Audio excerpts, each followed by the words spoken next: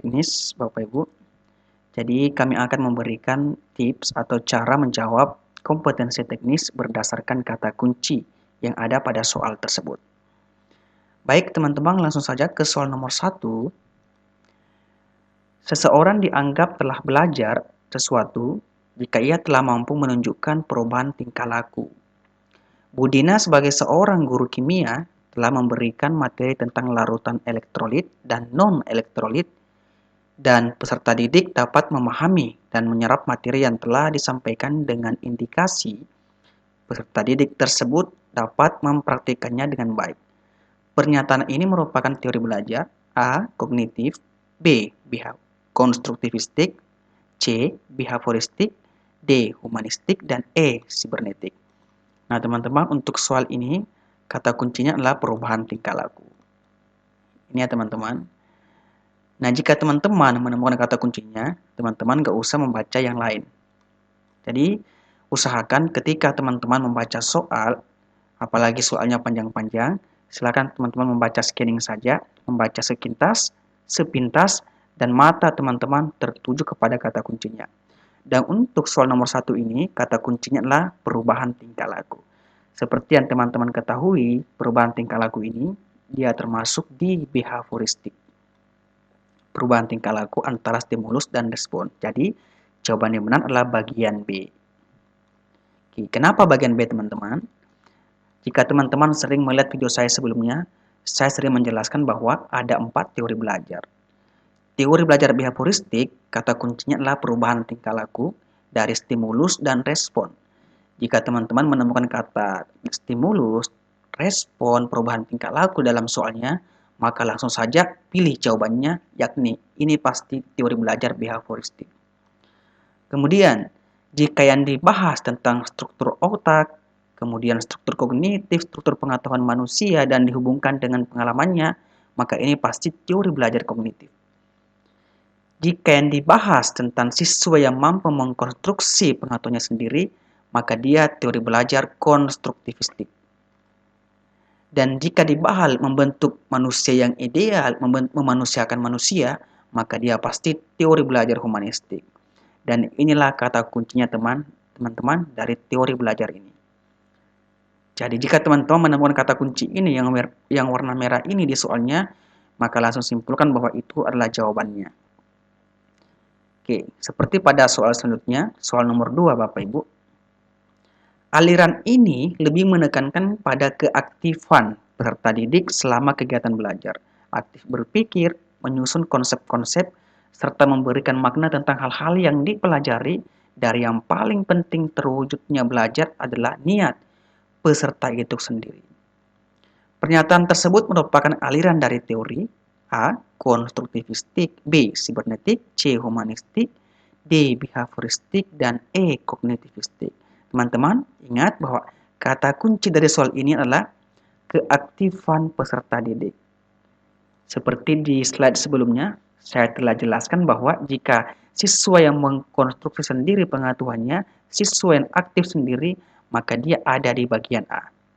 Konstruktivistik. Jadi teman-teman tidak usah ragu, langsung saja ini adalah jawaban yang benar sesuai dengan kata kunci dari teori-teori belajar itu. Oke, jelas ya Bapak Ibu. Next teman-teman, soal nomor 3 seperti ini. Bu Indri merupakan seorang guru IPA di sekolah dasar. Ketika melakukan proses pembelajaran, Bu Indri seringkali menggunakan benda nyata. Atau jika tidak memungkinkan untuk memperlihatkan benda nyatanya, Bu Indri akan menggantinya dengan model atau tiruannya. Bu Indri ini melakukan hal tersebut karena mempertimbangkan tahap perkembangan peserta didiknya. Dari pernyataan tersebut, Bu Indri memperhatikan karakteristik peserta didik yaitu A. Etnik, B. Gender, C. Usia, D. Status sosial, dan E. Kultural. Nah teman-teman, untuk soal ini kata kuncinya ada di tahap perkembangan peserta didik. Jika teman-teman pernah lihat video saya sebelumnya di karakter peserta didik, saya pernah jelaskan bahwa ketika berbicara mengenai tahap perkembangan, maka dia ada di bagian C, usia. Di karakteristik peserta didik di bagian usia. Oleh karena itu teman-teman, jelas di soal ini, opsi yang benar adalah bagian C, usia. Kata kuncinya adalah ini. Jika teman-teman menemukan kata kuncinya, ini dapat menghemat waktu teman-teman, ini dapat mengefisienkan waktu yang teman-teman miliki untuk menjawab soal selanjutnya. Seperti teman-teman, saya pernah jelaskan bahwa karakteristik peserta didik itu ada beberapa teman-teman. Yang pertama, ada gender. Jika nanti di soal ada kata laki-laki dan perempuan, maka itu pasti jawabannya adalah gender. Jika nanti di soal yang dibahas adalah sukunya, misalnya ada suku Jawa, Sunda, Minang, Dayak, Bugis, dan sebagainya, maka itu pasti etnik. Jika nanti teman-teman menemukan soal yang dibahas tentang umur, tahap perkembangan dari SD, SMP, SMA, dan sebagainya, pasti itu jawabannya adalah usia. Jika nanti teman-teman menemukan soal tentang budaya, kesenian, lagu daerah, maka itu pasti kultural. Jika teman-teman nanti di soal dikatakan anak pejabat, anak pegawai biasa, anak orang kaya, anak kurang mampu, maka itu pasti status sosial ekonomi. Jika nanti di soal teman-teman menemukan kata motivasi dan kemauan untuk belajar, maka itu masuk di minat. Dan inilah kata kunci dari karakteristik peserta didik Bapak Ibu. Jadi teman-teman tolong kalau bisa dihafalkan ini dan dipahami ini kata kuncinya, sehingga nanti teman-teman ketika menemukan soal yang mirip, yang serupa dengan soal yang kami share, teman-teman langsung menemukan bahwa ini adalah jawaban yang benarnya. Seperti pada soal berikut ini Bapak Ibu. Soal nomor 4. Peserta didik di kelas A SMP 9 berasal dari berbagai latar belakang kondisi keluarga. Latar belakang kondisi keluarga. Pejabat, pegawai swasta, buruh, petani. Bapak Ibu ketika menemukan soal seperti ini Bapak Ibu, soalnya panjang, Bapak Ibu nggak usah membaca soalnya sampai selesai. Maka udah jelas jawabannya ada di bagian A, status sosial. Jelas ya Bapak Ibu, kata kuncinya ini banyak. Pegawai swasta, buruh, petani, pengusaha. Berarti yang ingin dilihat adalah status sosialnya atau status ekonominya. Maka di pilihan ini silakan cari yang ada status sosial atau status ekonomi. Itulah jawaban yang benar. Next, soal nomor 5 Bapak Ibu, masih mengenai karakteristik. Pak Iwan adalah seorang guru di sebuah SMA negeri. Ketika menjelaskan materi pelajaran, Pak Iwan mempertimbangkan keberagaman peserta didiknya, sehingga apa yang disampaikan dapat diterima oleh peserta didik. Salah satu faktor yang sangat dipertimbangkan adalah keberagaman kesenian. Bapak Ibu, ada kata kuncinya, kepercayaan, norma, dan sebagainya. Kesenian. Ingat Bapak Ibu, ketika berbicara mengenai kesenian, maka itu pasti jawabannya adalah kultural. Maka untuk soal ini teman-teman, jawabannya adalah bagian B, kultural. Seperti yang saya dikatakan di awal Bapak Ibu, silakan membaca scanning, membaca sekilas saja Bapak Ibu. Tidak usah membaca satu persatu, membaca sekilas, usahakan mata Bapak Ibu tertuju kepada kata kuncinya. Usahakan cari kata kunci dari soal tersebut. Ketika menemukan kata kunci, silakan lihat opsi jawabannya. Seperti di soal ini, kata kuncinya adalah kesenian. Ketika berbicara mengenai kesenian, maka itu sudah pasti jawabannya adalah kultural. Jelas ya Bapak Ibu? Next, Bapak Ibu, soal nomor 6. Seorang guru yang perokok membiasakan diri untuk tidak merokok di kelas, di ruang guru, di ruang tatip sekolah, dan di ruang BK maupun dalam rapat guru. Guru perokok tersebut tengah mengembangkan diri dalam ranah A. Profesional, B. Kepribadian, C. Sosial, D. Pedagogik, dan E. Akademik. Nah teman-teman, yang dibahas di sini teman-teman adalah melambangkan bahwa guru tersebut mengembangkan diri dalam ranah kompetensi kepribadian. Kata kuncinya adalah untuk tidak merokok di dalam kelas. Karena guru ini tersebut membiasakan diri teman-teman untuk tidak melakukan hal-hal yang dapat mencoreng nama baiknya sebagai seorang guru. Ingat bahwa di dalam kompetensi kepribadian, guru tersebut harus menjadi teladan bagi anak didiknya. Sehingga kita sebagai seorang guru ini harus memberikan contoh yang baik kepada anak didik kita.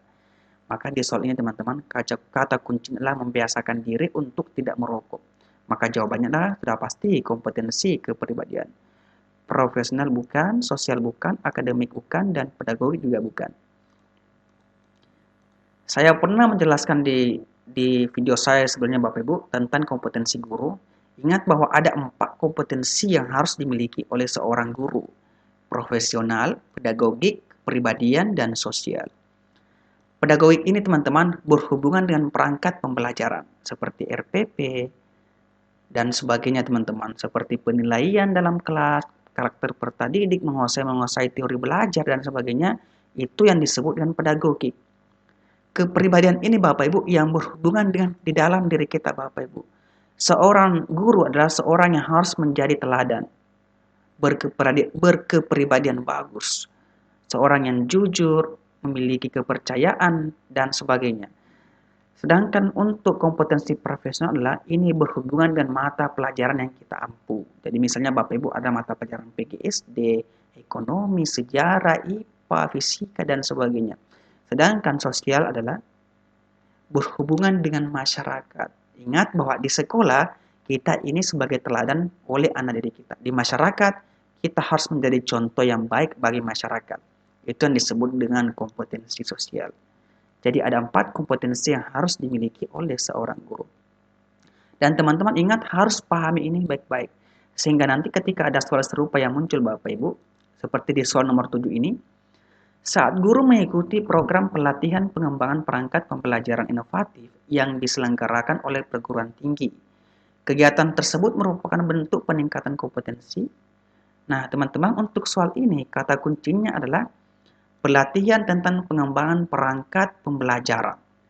Ingat, ketika kita membahas mengenai perangkat pembelajaran, maka itu termasuk di apakah profesional, sosial, pedagogik, intelektual, atau kepribadian. Seperti yang telah saya jelaskan tadi Bapak Ibu, ketika membahas mengenai perangkat pembelajaran, maka itu sudah pasti jawabannya adalah pedagogik. Ini jawaban yang benar. Ini bukan profesional, tetapi ini tentang pedagogik, karena dibahas mengenai perangkat pembelajaran. Bukan pelajarannya, tetapi perangkat pembelajarannya. Mungkin seperti mengetahui model pembelajaran, membuat RPP, membuat silabus, membuat promes, dan sebagainya. Itu yang dibahas di pelatihan itu. Next, teman-teman, soal nomor 8. Dalam sebuah pembelajaran, Bapak Denny mengembangkan materi pelajaran secara kreatif, serta menyesuaikan diri dengan tingkat perkembangan peserta didik. Kemampuan ini termasuk dalam kompetensi A. Kepribadian, B. Sosial, C. Intelektual, D. Profesional, dan E. Pedagogik. Teman-teman, untuk soal ini, kata kuncinya adalah materi pelajaran. Materi pelajaran. Ingat, ketika yang dibahas tentang materi pelajaran atau substansi ilmu kita teman-teman, misalnya materinya adalah PGSD misalnya, materinya adalah MIPA, materinya adalah fisika, materinya adalah sejarah, maka itu termasuk di profesional. Karena yang dibahas adalah materi pelajarannya, isi dari perangkat itu. Sedangkan ketika yang dibahas adalah perangkat pembelajarannya, maka itu termasuk pedagogik. Tetapi ketika yang dibahas adalah substansi isinya atau materi dari pelajaran tersebut, maka itu termasuk profesional. Maka jelas untuk soal ini jawaban yang benar adalah bagian D. Jelas ya Bapak Ibu?